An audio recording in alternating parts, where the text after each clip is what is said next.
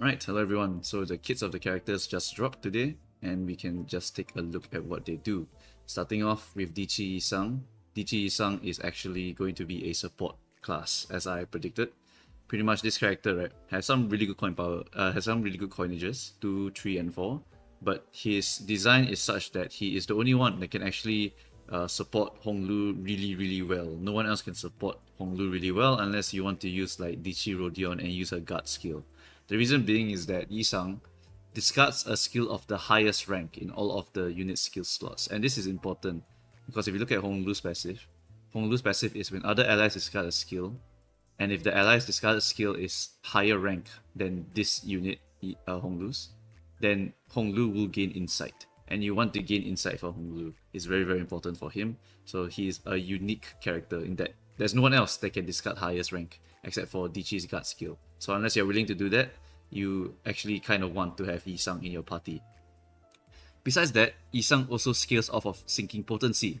He gains coin power based on the sinking potency, he has lower stagger threshold, and he also generates aggro on a few skills here, and here. His skill 2, skill 3, and guard. So he's actually a very tank-focused character, tanking and supporting. And the reason why is because of his passive. When he's attacked, he inflicts sinking on the attacker. When he's attacked or shielded, he inflicts additional sinking on the attacker. So this character is going to want to get hit one-sidedly so that he can apply sinking potency, and he himself does not consume the sinking. He leaves it for his other allies to go and play around with the sinking and the count on the target. He just wants to get hit to apply this potency here. Besides that, his skill 2 is also one of his main sinking applications. If you are able to discard your skill 3, right, and if you discard your skill 3, you get your highest rank of insight, then your skill 2 here will apply sinking equal to your insight. So I guess that's going to be 3 and 3 here, so that's 6 potency. And if the target has X plus sinking, you also gain coin power, and then you also generate aggro, you discard your highest rank as well, and you gain a shield. So as you can see, this character here is really just meant to tank for the team and get hit so he can apply more sinking. He generates aggro so you can always get someone to punch him to apply more sinking potency. And if he keeps discarding his skill 3 here, he will always inflict sinking equal to his insight, applying 6 sinking potency to the target while getting hit by other targets so that he can apply more sinking potency. So this character is pretty much a bruiser type like Rodion, but not meant to be winning every single clash. He actually wants to not clash and get hit while he punches you one-sidedly so that he can apply a bunch of insight so that he can maximize sinking potency application on the target as much as possible. Very cool design actually. The problem is that of course you sacrifice sinking deluge from Spice Bush. So yeah, it's a pretty big drop because a lot of people would only run sinking if they were able to do some stupid numbers with your Spice Bush. So even though this character here is very good to apply like maybe 99 sinking alongside other ego gifts like Midwinter or I can't remember any other sinking stuff for now. But yeah, pretty much you'll be able to apply quite a lot of sinking potency with this character. And then you can also support your Hong Lu by giving him a lot of insight due to you throwing away your skill 3 a lot. And then for his skill 3, right, it's not particularly interesting except that he has a 4 coins here. He also generates aggro on this, and at X minus % HP, he will gain coin power, and he also inflicts sinking count on his 4th skill here. Most likely this sinking count is either a huge amount like Rodion's, or it will perfectly replace the amount that he consumes here. Rodion, I believe she applies 6 sinking count in total because she's going to hit 4 times, so this replaces, and then on the last hit she inflicts 2 sinking count to add a bonus. For this guy, it's most likely going to be 4 to replace whatever he's consumed. So I think that's what's going to happen here. But in the first place, right, you don't really want to be hitting with him. You want to give that to your other allies to go and hit so that they can get a lot more benefits out of the sinking. For example, Hong Lu gets benefits if the target has sinking. And for Rudy, if the target has 5 plus sinking potency, you gain more clash power, 7 plus gain coin power plus 1. So you don't want to be removing whatever stacks that you have on the target with Yi Sang. Yi Sang is okay with consuming a few of the stacks with his 2 coin and 3 coin moves here, but besides that, he doesn't really want to. So skill 3 is probably going to be something you want to dump anyway, right? So this character, tanky character, generates a lot of aggro, wants to get hit, applies a lot of potency, and discards his skill 3 a lot.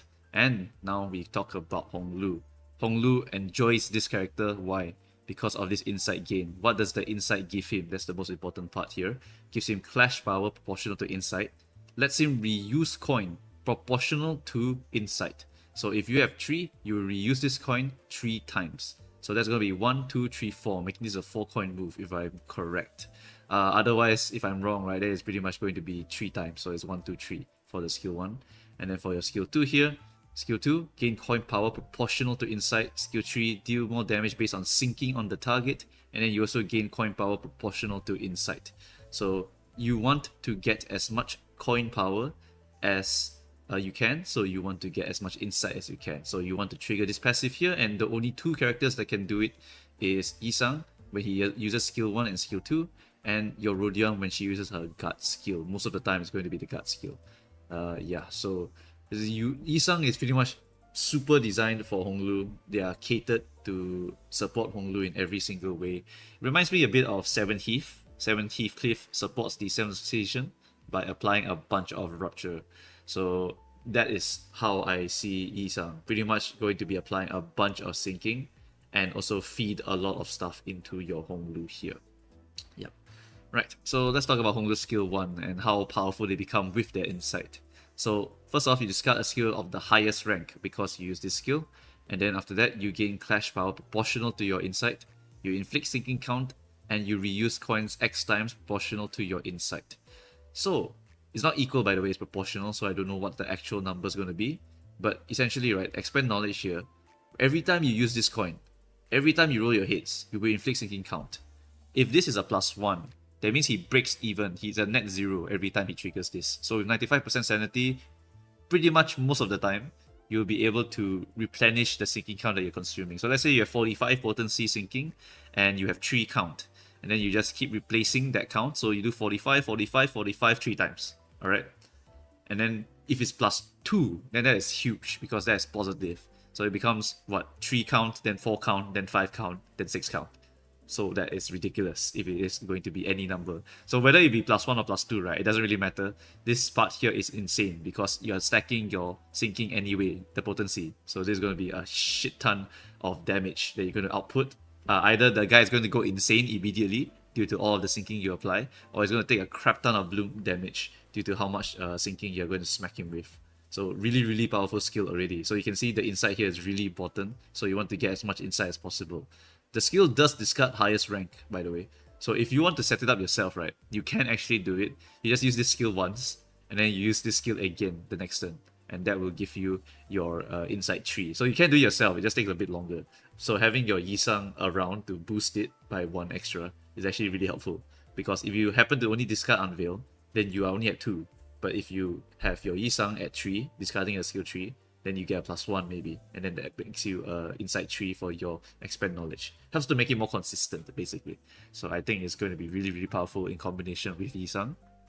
For Unveil, right, it discards 2 of these unit skills in ascending order of ranks.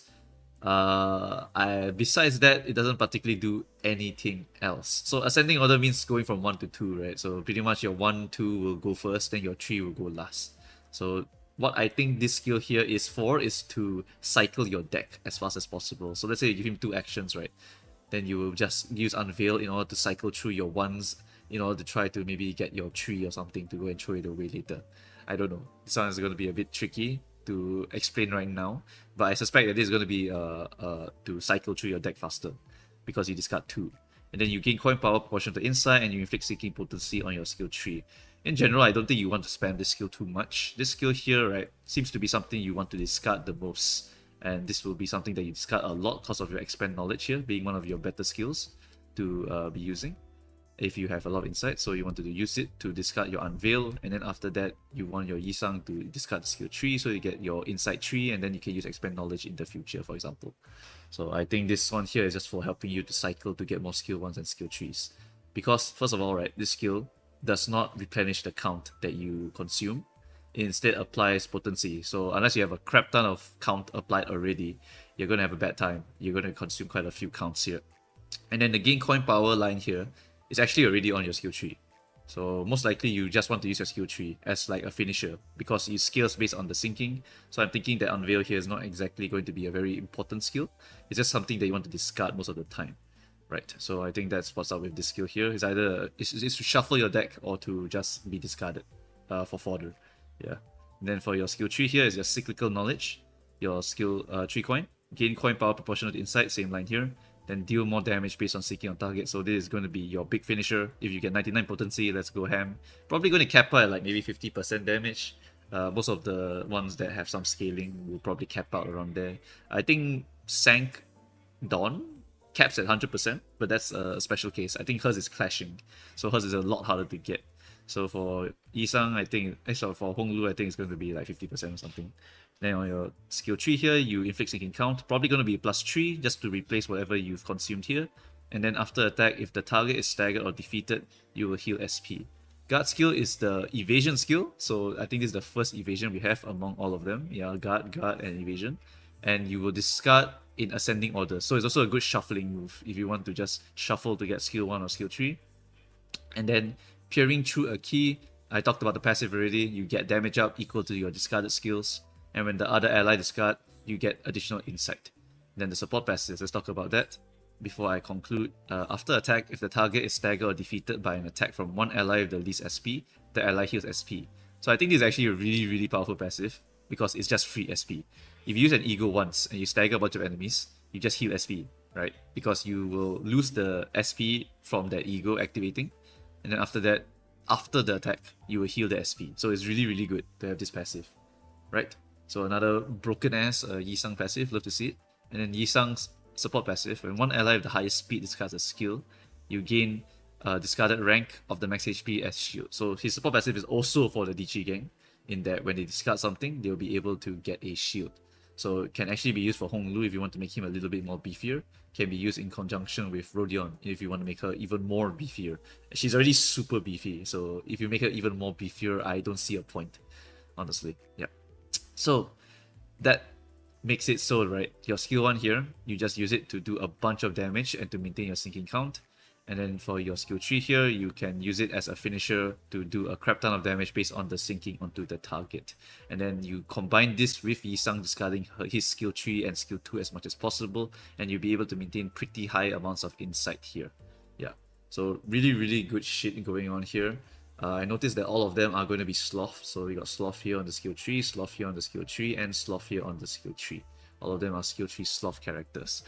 Sloth is pretty good. You can get access to Sun Shower, you can get access to Pursuance, which Rodi also has. So yeah, a pretty good element to be charging up. You can get quite a lot of Gloom also. You can get Gloom from your skill 1 here, you can get Gloom for your skill 2 here, or your Guard skill. And then you can also get more Sloth here if you wanted to, and then maybe more Glut and Lust. I can't remember what egos particularly really want these, but in general, I think that is some pretty good coverage of elements here, and you can benefit with all of the other Sloth-focused characters, get some Sloth synergy going on. I don't think we have any Sloth resonance egos yet, so maybe in the future we will start to see more Sloth egos, so that we can get some interesting synergy going on with the Dieci gang. Maybe some sinking related Sloth egos. Yeah, that might be a cool thing to add in the future. Right. So, pretty much, right, I'm very excited for Hong Lu. I think that this character is going to be super, super strong if you can get his insight to be high, because he gains coin power proportional to insight, and his skill 1 will repeat based on his insight.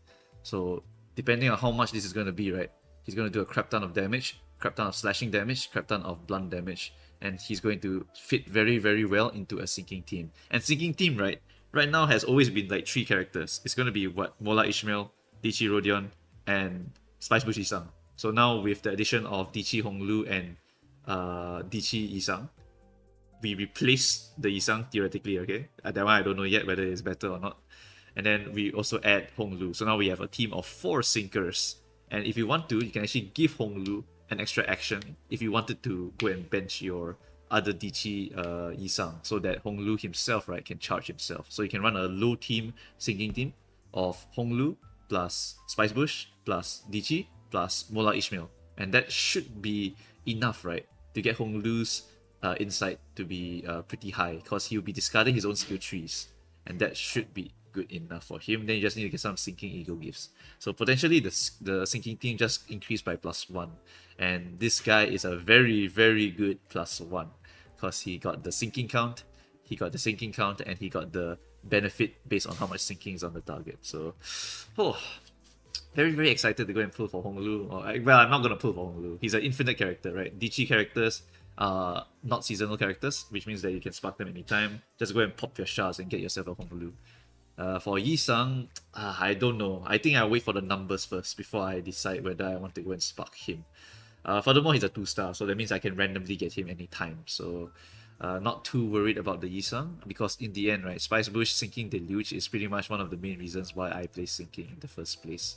So I'll see whether maybe a low team comp Hong Lu can suffice, can get his insight level to be pretty well, or do I really need to get a Yi Sang in the team in order to be super consistent in getting insight 3 for Hong Lu? Yeah.